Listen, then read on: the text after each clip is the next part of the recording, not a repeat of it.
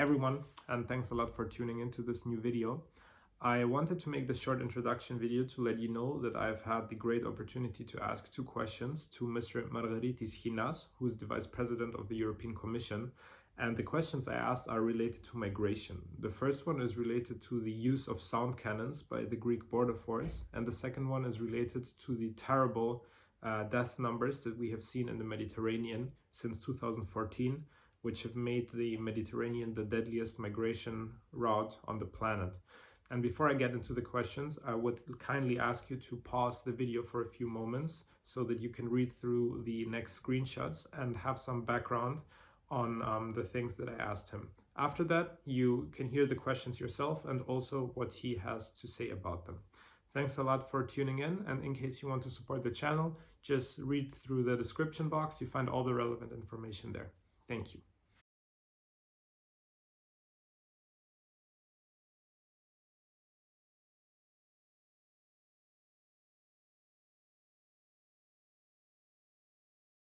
I have two questions. Allow me to do two questions. So the first one would be, Greece has portable sound cannons at the border, and the EU has said that this is something they are very concerned about, and they think that it might be a breach of fundamental rights. That is as of summer last year.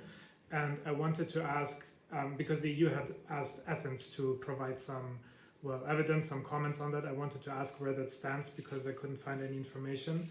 And the second is, if we say we will bring humans back in a humane way, that is of course something that I'm sure all of us agree on, but the reality is that 23,674 humans have gone missing in the Mediterranean since 2014.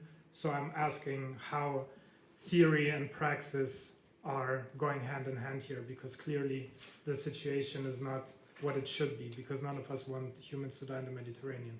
Thank you very much for your responses. Okay, let's start with Marco.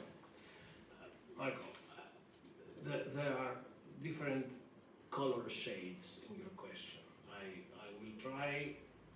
One of the things I always did in European politics, without at any time relinquishing my personal belief, when I'm in charge of policy development, I always try to be as less ideological as possible. Because I think that our job as European policymakers is precisely to bridge the ideological gap and try to build bridges, offer solutions that work for everybody, rather than reproducing narratives that of course have a certain logic as sectoral narratives, but do not necessarily lead to an overall consensus, because a narrative will always be faced by a counter-narrative. So on migration policy, I confess that our migration pact proposals are not probably the perfect temple. It's not the Parthenon, but it's a landing zone. It's a place where everybody can meet and where everybody can agree. Now, on your sub-questions, you say 23,000 lives lost in the Mediterranean. Missing. I can say that we have saved 800,000 lives in the Mediterranean, which is the real figure. So a single life is a life too much, lost or missing. But there is a globality in this migratory phenomenon that needs to be seen from all different angles. So 800,000 lives saved, it's a big number. Now, on the returns, I think there are again different terminology issues.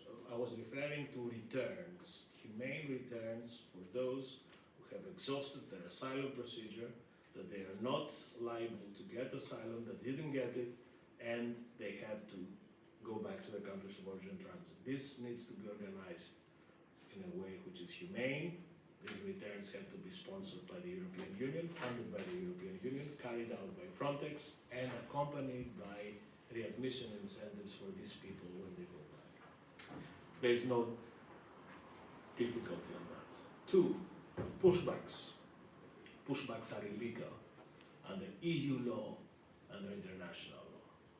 And pushbacks is something that can never be a dominant narrative in migration. if there are pushback allegations, they have to be examined by independent structures and bodies, and I'm confident that this will be the case. Border management. You mentioned sound cannons, others mentioned walls, barbelés. It took us 70 years in Europe to bring down our walls. Well, there is one still standing in Nicosia. But it took us 70 years to bring down the walls. So the European Union budget will never finance a physical wall. This is not who we are, this is not what we stand for. Same thing for sound cannons. Sound cannons is not something that we bought for the Greeks with EU money, and frankly, I do not think that such a cannon is in operation in Greece. I have read the article, but I'm not at all sure that this facility is there. So these are the things that Europe cannot do on border management. But there are many other things that Europe is doing to help member states in border management. If you are in Lithuania and you face 20,000 instrumentalized people who are pushed by the Belarus special forces into your territory, you have to be able to help the poor Lithuanians. So you have to have vehicles, cameras, control and command centers, facilities, Frontex, helicopters, and this is fully eligible and is being done, and this is part of the second floor.